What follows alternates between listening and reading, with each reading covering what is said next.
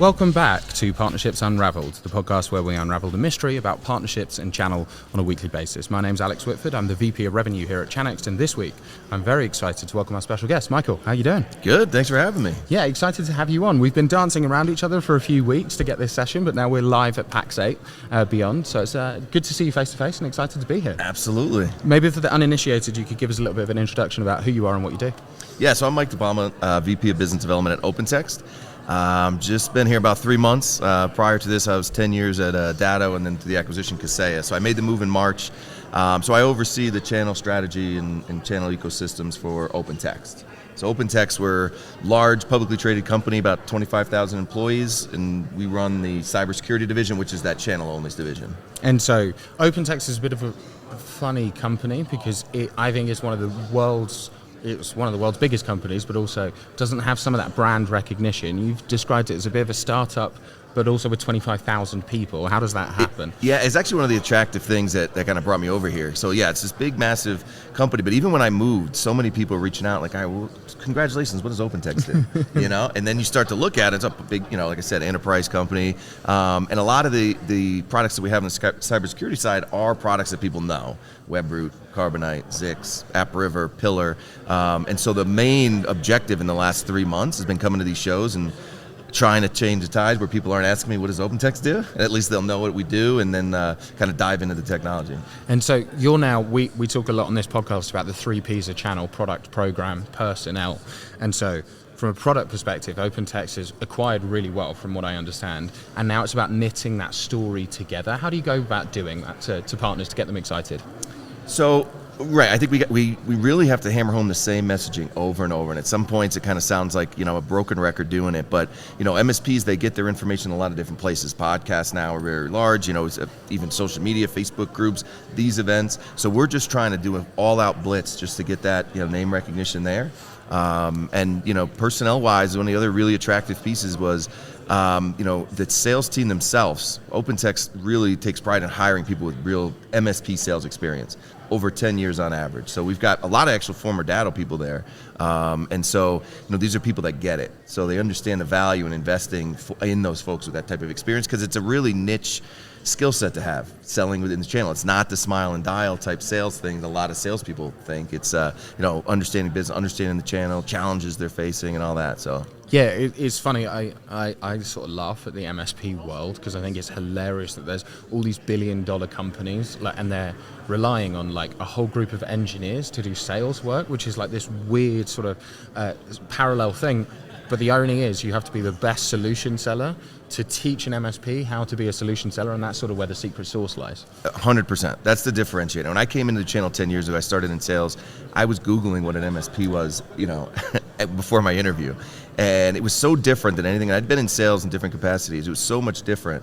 But yeah, it was early on, I pretty much learned, all right, what these MSPs really need is, you're their point of contact if they've got tech issues, but more so, how do you go to market with this stuff? And we're seeing a lot of vendors really put investments into it, which is great. And that's why it used to be sales and marketing was the number one pain point year after year in our Datto State of the Channel. It started to change, and now it's competition and things like that, security. And I think that has a lot to do with the investments that vendors have put into that. So in the MSP world, in vendor land, right, everyone's racing towards IPO, right? That's the goal, or they get acquired by PE, right? I had a Proof Point on. They were talking a lot about what their IPO strategy looks like, and it's a real goal for senior leaderships, right? That's typically why people want to join that rocket ship. Right. But there is a downside, which is a downside that OpenText doesn't have. Talk me through it. Yeah, and I've been through acquisitions, went IPO, got acquired again, and all that, and I understand that. But with OpenText, we've been publicly traded for a long time, so we're not chasing that anymore. So that's why it allows us to have no contracts. We do month to month on every single product, free trials with every product, because smartly so. I mean, any vendor wants those things under contract. It's going to 10x your value for when you do go IPO or you do get acquired. 100%. We don't have that driving us to do that. So for me, again, one of the most attractive things is, working for a company that says, hey, we want to earn your business every month. We're not trying to just lock you in and hopefully we'll just try to cross-sell some more. It's, hey, test our stuff out. We want to earn your business. And the retention rate is really high. So that fear of like, oh, you can't go month to month, our partners are very loyal partners, and I think they appreciate that. Yeah, and to me, it's confidence in the product and the program, right? Yeah. If you're able to go to a partner and say, hey, look, we are so confident in our value proposition, trial it, prove it, and we will win. If you're comfortable in that shootout, I imagine that breeds a lot of confidence into the channel. Oh, 100%. And it even breeds it internally. You could feel it. I mean, I'm sure there's some sales folks that are, used to selling contracts and now saying, oh man, my partners can leave me at any time. But again, it comes down to, if you're a true partner, they're not going to want to leave you. And if you don't, if you develop that partnership, even if things do go wrong, you've got a tech support issue, you've got billing issue. If you've developed that trust, they're going to give you a longer leash to get it done and get it right. And if they trust you as a person, that's one of the big things in the channel for sure. Yeah, my mentor always taught me, he was like, Alex, if they have to look at the contract, you're already too late. Yeah, right? Like if they're looking at how do we break out of this, the game's done. Where you need to actually be is they're coming way ahead of that discussion to be like, we're concerned about this, we're challenging you here, how can we do this better? That's the level of solution and relationship selling that we want our MSPs to have. How do you sort of drive and encourage that behavior? Yeah, it is through that communication, and when you're making a call to a partner, that call's not, hey, what kind of deals do you have for me? Hey, it's the end of the month, you got anything coming in? It really is that relationship piece. And it's a funny story. The guy at Data was a great account manager, but he wasn't a warm and fuzzy guy. And he had one of his partners finally went to his manager and was like, I need a new sales rep. This guy never asked me about my kids. It's always about business. So the next time the guy calls him up and goes, hey Matt, how's your family? Everything good? He's like, yeah. I go, okay, so what kind of deals do you have? That's not what you not want to do, So I mean, there's people I know wives, I know families that people know my wife, and friends on Facebook, and you have that real relationship. Again, like even coming over here, I made so many relationships. People were willing to check it out. Like, hey, I trust that you made a move that let me take a look at what they do. And so that's particularly important when you've got a broad base of products, right? Because you want to break in on a singular product, singular strategy, and then you want to have the trust and the confidence to be able to sort of upsell, cross-sell, and build that broader value. How do you go about doing that? Because OpenText really does have, a wide array of strategies and products. How do you knit it all together? Yeah, so our SVP of sales, who actually was the one that I had a relationship back at Datto, and he restructured the sales team. It used to be there was a sales rep for Carbonite products, there was one for Zix, and so there's no real cross-selling, and there's also, it's confusing for a partner. Who do I call? So he really revamped it over the last 6 to 9 months, where now those account managers are trained. We have specialists if you got questions that those reps can't answer, but now they understand the portfolio. The partners know they've got that one point of contact. If something new is coming out, they could say, hey, teach me a little bit more about EDR, whatever's coming out. And I think that structure, I mean, that's how we did it with Datto, and it was very successful, and he's kind of replicating the playbook. And so, obviously, I can absolutely understand why you need to realign that organization, because there's actually no benefit to then acquiring those other companies. If you have like completely separated business units and salespeople and comp structures, actually you should never have made the acquisition in the first place, right? So tying it all together and narrating that story, how do you prevent yourself becoming sort of mile wide, inch deep, where you're selling one license to this and one license to this, and you're actually generating depth and value with your partners? Yeah, I mean, I think what we try to say with all our products is the deep integrations that we have, not only with our internal products that we, they're our IP, but with everybody else. And so you're looking at it, we have it in 2 different ways. You can go a la carte, but we now have bundles that are being released. It's like, all right, here's your email security stack. And we're actually looking to expand that. Based on feedback we've gotten, we're looking to do vertical specific bundles as well. So it's like, all right, here's a bundle for all your law firms, because this is what they need. Here's a bundle. And so now it's the cross-sell is there because we could bundle together, but we're open, so if you only want to buy email archiving, sure. We'll talk about down the road what else we could do. And so a large part of working with MSPs is encouraging MSPs to not work in the business but on the business. One of the biggest mistakes that I hear, and when I speak to MSPs I see, is they're not truly defining who their ICP are. And so you talk about verticalization there. To me, I would rather hear that, if I'm talking about England, I'd rather hear that you're targeting every lawyer in England than I'm just going after every business in my town, because that's actually a much more complicated route to market. Do you sort of try and encourage that behavior from your MSPs and then wrap the products and the marketing around that? Yeah, that's been one of those age-old debates at every single bar we've been to in 10 years, is whether you should be vertical specific or not, or completely agnostic. What I've seen, the folks that really do well, maybe you're not just specifically only law firms, but you have a go-to-market strategy for that. And you can have multiple silos. But to your point, I mean, the biggest thing I've learned, you can talk to any MSP that kind of broke through, is when they took their tech hat off and put their business owner hat on. Yeah. It's a universal, and they'll all say that. And it's different. This is your baby. You were the one boots on the ground starting it up, going out to client sites.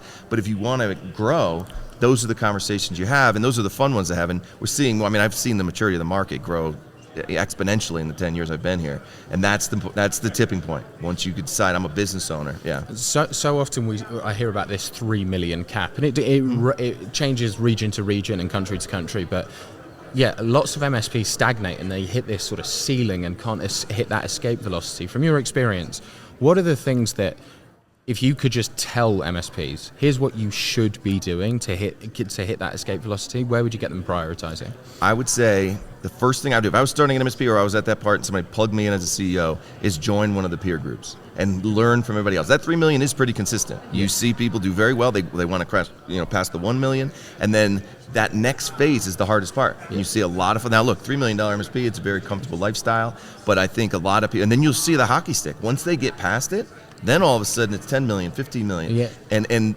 most of the time, all these vendors, we all try to do our best, but there's nothing better than having an accountability group that's all gone through those same problems. They understand where their profitability is coming from. A lot of times folks are not realizing what their actual profitability is until the end of the month. Like, I'm selling all this stuff. It's because you don't really know the back end, the operational piece of it, of when you should be hiring a new tech and all that stuff. So I'm a big believer, and I used to manage and oversee the True Methods peer over at Kaseya. But I encourage everybody, just pick one. I've heard this story. It's awesome because it is weird. It is this 3 million number, and I heard a lot of people talk that 3 to 4 is the hardest, because if you get to 4, you're getting to 10 because you've worked out the flywheel. You now know how to scale. Why do you think so many people struggle? Are they just comfortable because you're making good money? If you're an MSP that's doing 3 million, small team, you're making a comfortable lifestyle. Do you see that it's a lack of impetus or a lack of understanding in terms of how you get from 3 to 10? I think it's a bit of both, because I think there are some MSPs that don't strive to be the big one. That's fine, because it does change everything. You might not want to be the CEO of some 10 million. That's a whole different skill set and a whole different lifestyle. So for the folks that are like, hey, I've got a good client base, we're growing steadily, I've got a good team, I could take my Fridays off and do that, there's nothing wrong with that. And so there's that component of it where we all think that, hey, it's the American dream, everybody wants to be. Some people are very comfortable with it, and it's not a bad life, Yeah. And they're trying to leave it to their kids. They don't have an exit strategy. We all assume that everybody's trying to get acquired or trying to be the acquiree. There's a good amount, and that's something you only learn from chatting with partners who are like, no, I hope this business is around for 50 years, and I hope my grandkids are running it. Yeah, and also, like, fundamentally, I often have this debate around the difference between sort of Michael Jordan and LeBron James. That's a debate for a very different podcast. Yeah. But I promise you LeBron James is happier. And do you know what I mean? There is like a real sense of, if I have a $3 million business, I'm playing golf every Friday, my kids are involved, like, I'm happy as anything. It is a very fundamental different process to sort of hit that escape velocity and start to scale. For that audience that is listening and goes, no, I do want that 10. Peer groups would be one. What other strategies, maybe tied to OpenText, would you be like, here's what I'd be looking into, here's where I'd be researching? A clearly defined stack. Yeah. That is your stack, and you can have different levels of it, but the folks that are kind of a la carte or changing every 6 months, let me try this out, that's not going to be scalable. It's understanding your stack and having all of this stuff documented so there's a process. So if a new tech comes in, they know that playbook. A new sales rep comes in, this is how we go to market. And I think that's where a lot of people, a lot of the owners don't want to give that stuff up. There's an MSP, and he says, he told me years ago, he said, I make sure I take a month off every single year because I want to make sure that business is either at the same or better than it was when I left.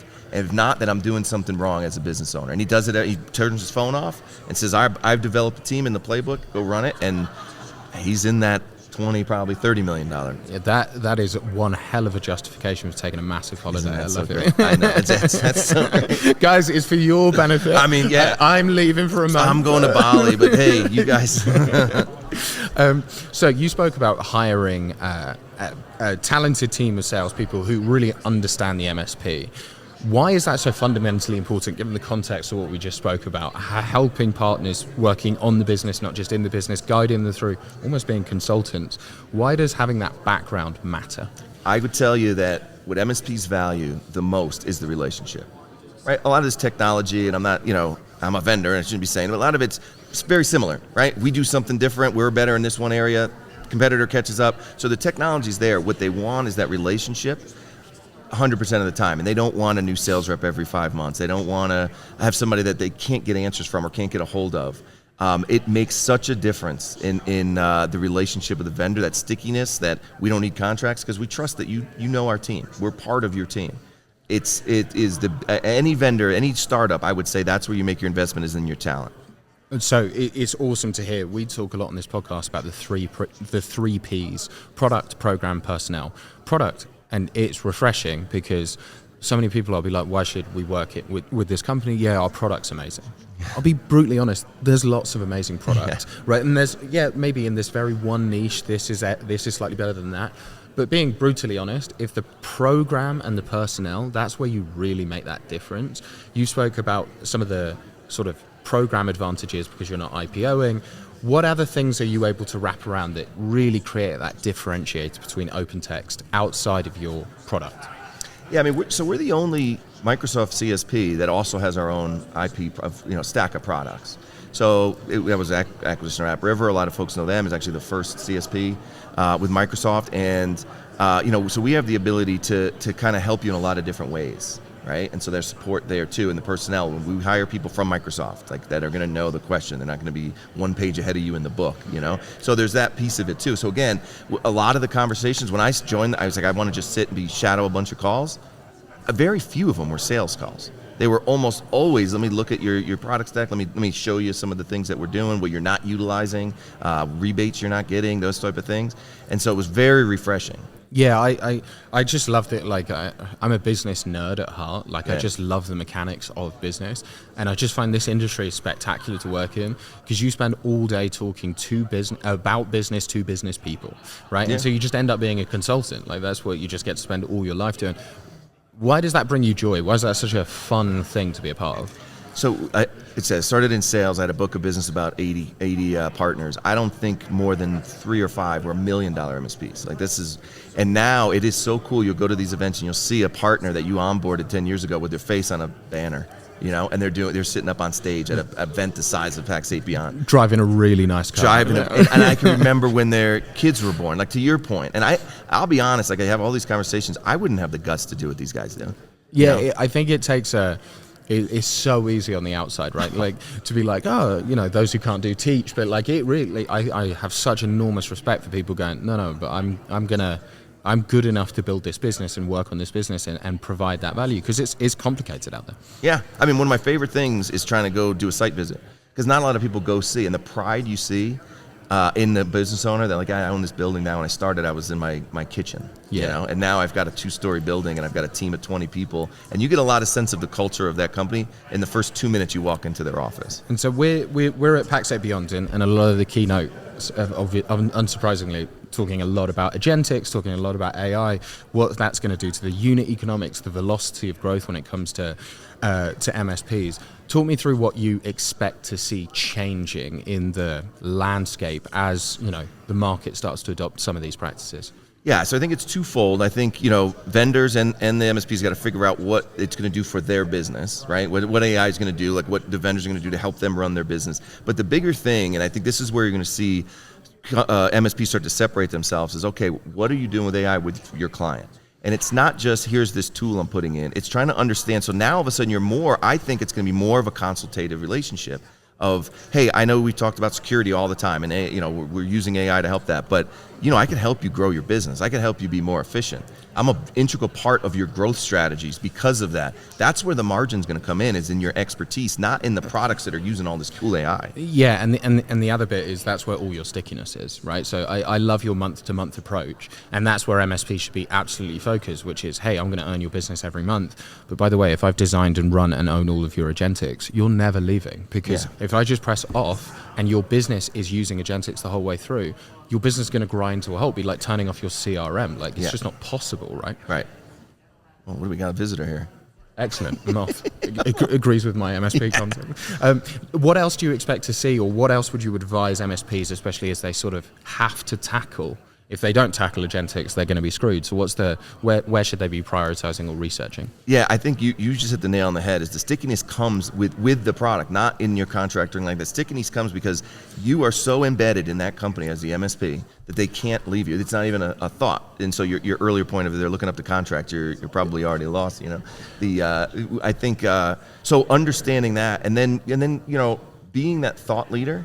And now, one of the things that successful MSPs do is they get deep embedded in their community, and they're the go-to person. You could see it. Yeah. That like the community comes to them because they know, okay, there's just, explain to me AI in 2 minutes, Mr. MSP, and what it does for my business. Does that mean I'm going to have to fire everybody because they're all getting replaced? Or what does that mean? To be that calming voice is the differentiator. And when we were talking about verticalized playbooks, to me, this is going to be the fundamental difference. I can build a fairly good argument as to why a geographic MSP might be better than a verticalized MSP. But when we start to talk about AI, verticalization is going to win, because if you're focused on law practices and you go and sit down with the law firm and you go, hey, here's how we're going to implement an AI, here's how it's going to help you drive contract process better, and here's all the value, you get to take that same process and apply it to every other law firm. Because AI is complexity in data, that complexity changes from lawyer to bakery. Like, it's not the same, right? And so talk to me about how partners should therefore be thinking about ICP verticalization to really maximize. 100%. You hit the nail on the head. You got to be able to speak that industry's language. And that will lead to not only gaining business in that, but also referrals. Like that, you start to see the folks that are like, no, this is the MSP that focuses on law firms of 50 to 100 seats or whatever. They all talk to each other. And now you've got that rinse and repeat process of like, I know exactly what your compliance is. I know the regulation. That's another big piece. And I know how AI can help drive your business. It can help keep you, if the auditors come knock on your door, we've got the documentation and all the things. I think that's 100%. I like that debate. I'll have that debate at the lobby bar any day of the week. But we sort of started on the value of peer groups. Maybe I want to end on it with one final note, which is MSP peer groups are one thing, but all of your verticals have their own peer groups. So if you become AI famous for legal practices, those lawyers speak to each other, right? And so suddenly you're getting pushed into clients based on the unique value that's so specifically tied to that vertical. I imagine you've seen someone really crack that nut and be able to break into those peer groups in a really great way. Talk to me about some of the outcomes you see there. Yeah, there's a really good partner of ours out in Staten Island, and he was the one that first time I met him, it was him and his wife, and that was it. Now he's got a 2-story building, and I call him the king of Staten Island because he's embedded into all of these groups, and he's doing it genuinely. And that includes nonprofits. So if you're, it's manufacturing is your target market. You want to be in all those peer groups, understand it. Chamber of Commerce, understand that, get into the foundations and things like that, so that now you are embedded in that community. And you're going to pick up, you talk about speaking their language. If you're just there and you're listening and you're not just selling your stuff, you're going to innately just pick that up and then become the go-to person in there. And then the sales are not sales, they're coming to you. And that's been this guy's whole business strategy. And that's been so successful. I'm like, you don't have to reinvent the wheel. You have to genuinely care about this community and show that you care. Because it's not going to be you show up to one meeting and all of a sudden you're the savior. No, and Harvard, like MBAs talk about this a lot, right? Where people who are able to scale a business, they build leverage. Like, how do I do an action once and get repeated value from that? Building sort of verticalization understanding and building a brand within a vertical, that's high leverage, because hey, I won this customer, delivered huge value, and then they told 3 of their friends, and then they told 3 of their friends, and suddenly that's where we hockey stick, right? Yeah, 100%. I think a lot of MSPs got to just look at their book of business now and say, who are my top 5 customers? Maybe not even most profitable, the partners that I want, the clients I want to work with, and that'll tell you your answer right there of where you should be focusing.